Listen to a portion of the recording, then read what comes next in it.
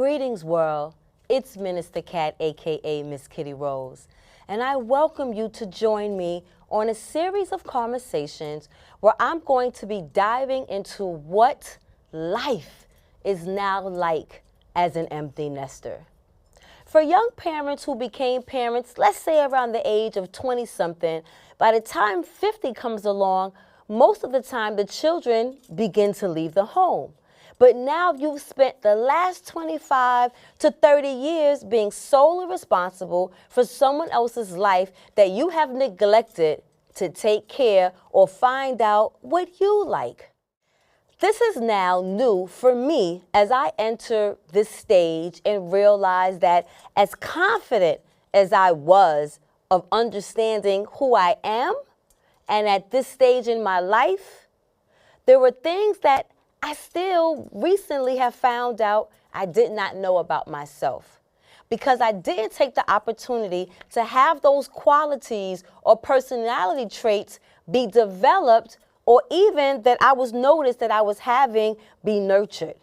I was so focused on raising these children to become productive young adults that now in this stage of my life where everything is focused on me, I'm now parenting adult children, which technically I was already doing from the beginning. See, folks, sidebar, we don't raise children. We raise adults that just happen to come to us as children first. So now, back in this phase or stage that I'm in, when I'm doing the research, all of the last season, most of the faces that I saw were people that weren't of color.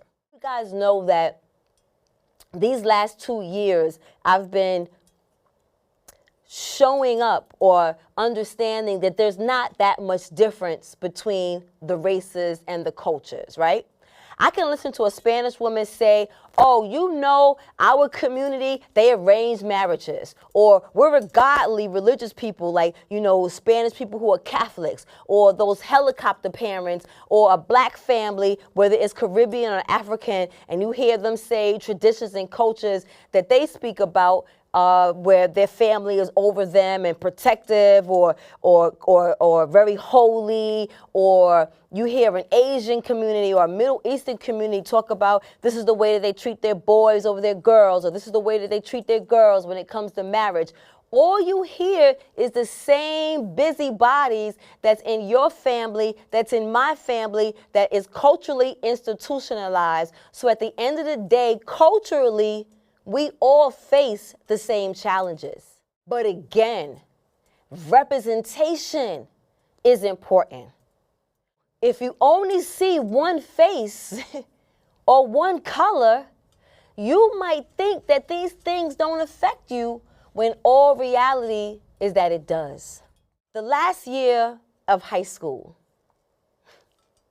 we're not only celebrating the success of finishing preliminary education, but if our children decide to go to college, now in June that we're celebrating what happens, a whole month later, it's almost like a mourning or a passing, because now we're dropping them off at college.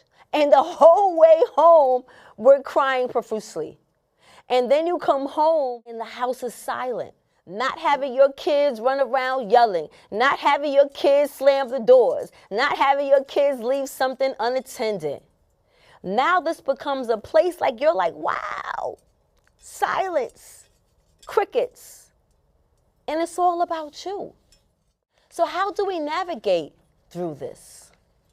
How do we understand that this is actually not only a sad time, but also a time to rejoice in the nuances of now getting to know this adult, mature, hopefully version of who you are at this point. And hopefully we like ourselves well enough to honor ourselves in really what is now considered self-care.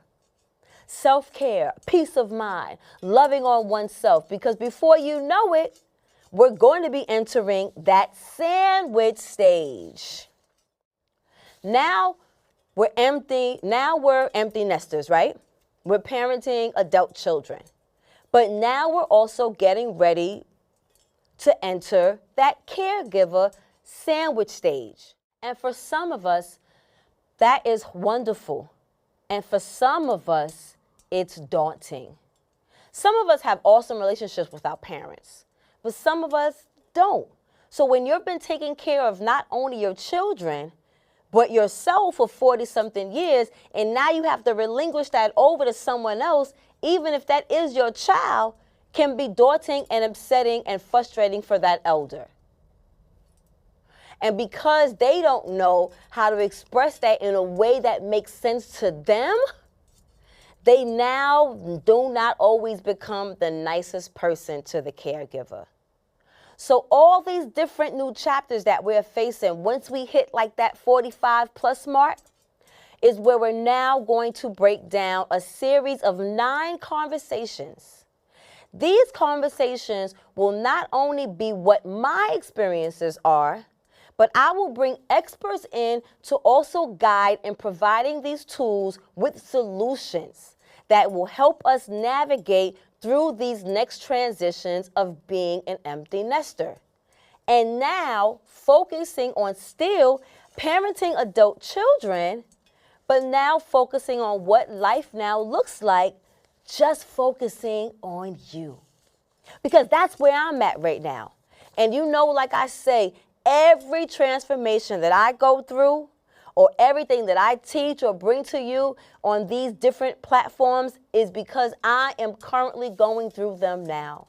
I am currently going through them, so it helps as I navigate and I learn, it helps me to bring these things to you, to guide you along with me in this journey so that we can begin to heal together as a people, to celebrate this gift that we have called life. Because in this current stage, not only are we learning about ourselves and learning to love on ourselves, but we're also losing peers and parents, elders that help, peers and parents and elders that are important to us. Because we're also at this age of life, this point where it's coming to an end. We're almost halfway through. Taking away the hope of resurrection, taking away what happens next after Armageddon, what happens after death, just acknowledging the current position. And at the moment that we're all in right now, almost every week, we're losing someone to death. Understanding our time here for the moment is passing. So it is even more important for us not to embrace and understand where we're at.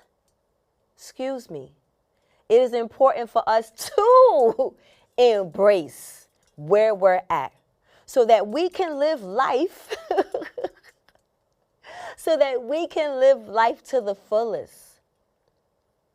Because we only got our second half now. And as long as it took for us to get to 45 plus 50, it's going to take just as long, but quicker, if that makes sense. So join me on these series of these 9 talks that I'm going to introduce to us as a way to let the world know and understand how we can embrace and navigate these chapters, where I like to say, where we discuss shades of gray. Because not everything is black and white. We want to think everything is black and white, right? We want to think because we serve a God of logic that Jehovah says what it is what it is. And there isn't any shades of gray. There is no in between. But is that a logical way to think? Are there circumstances that allow you to understand that everything is not black and white? I think that there is. And I think that not because I want to justify bad behavior, not because I want to justify what I want to do, not because I want to justify what I think is right. I believe that since man has manipulated the scriptures for their own good and used as a way of control that made people or humans think, where the Bible also tells us that we serve a logical God. So we have man on one hand, one ear, telling us, giving us scripture, giving us understanding, but the scriptures also tell us that we serve a God of logic. So how can everything be black and white and that there are no shades of gray? But if there's other ways of looking at it that affects us as sinful humans, that's why we are made different from the animals, right? The animals are made with instinct, and we're made with brains to think and make decisions. So how can we make decisions when we're not informed about everything in life that we're affected and are going through?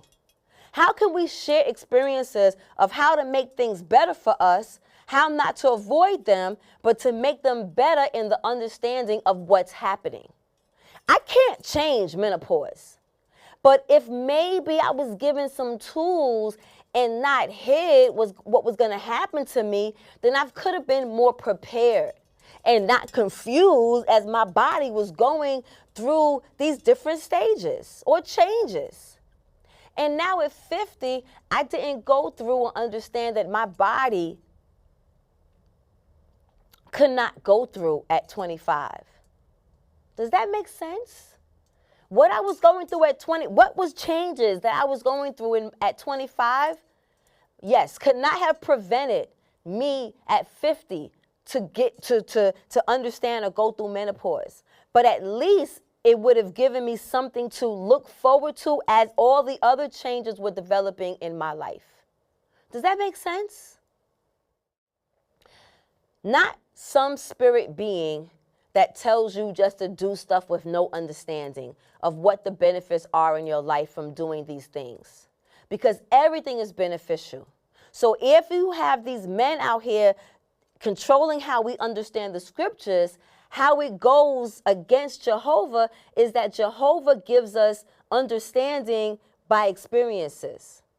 Whether we have today, whether we have 5 years from now, whether we have everlasting life, how do we understand this gift of life and respect it enough to know and to seize the opportunity to enjoy it through the ups and downs, pains and joys, if we don't know the story? If we know the story to be true of the beginning of man, Adam and Eve was perfect. If the story is to be true, that the devil was once an angel, then we know that perfection doesn't save us from anything. What saves us, I believe, is understanding.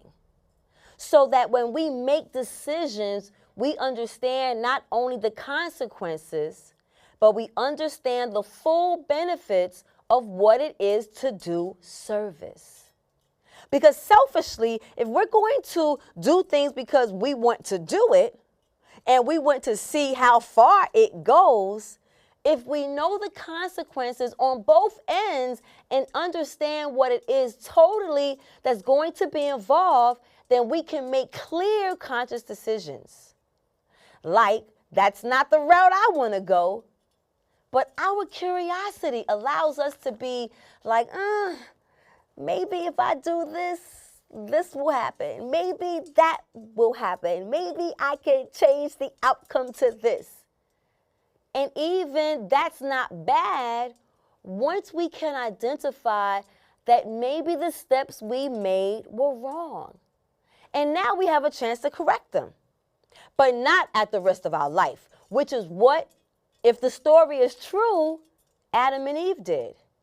If the story is true, that's what the devil did when he became Satan, losing that favor, losing that opportunity to regain mercy, which is what we now have, the opportunity to do in these next chapters that we go through. What is beautiful about these different chapters is the mercy that Jehovah God continues to give us to allow us to have understanding so that we can make informed decisions on how to move and enjoy these blessings of these chapters. Not to be afraid of them, but to understand that when you see and appreciate the glory and the love that is God within you, You can't do anything but just give that off. Be that, do that, live that, smell that, eat that, talk that. It becomes everything you are.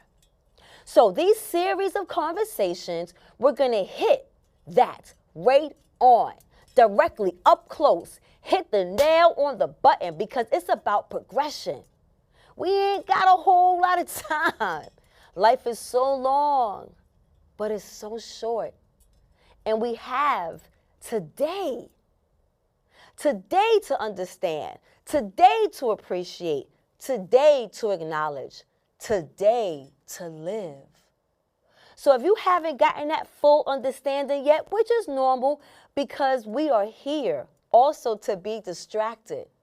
The devil knows that his time is short, and in his time being short, how better than to keep us away from serving Jehovah by keeping us confused, by not giving us the answers that make sense for our life.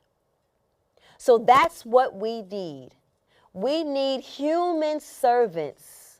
We need representation. Even when it comes to sin and how to live through that, we need representation so that we can understand that everything we do, no matter the good, the bad, the ups, the downs, that Jehovah still loves us. And that Jehovah gives us opportunity for mercy because he understands that even in perfection, we fail.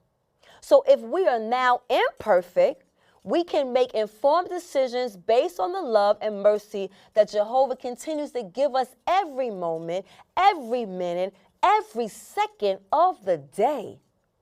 Join me in this special series of conversations with tools and solutions on how to navigate through finding yourself in this life as an empty nester.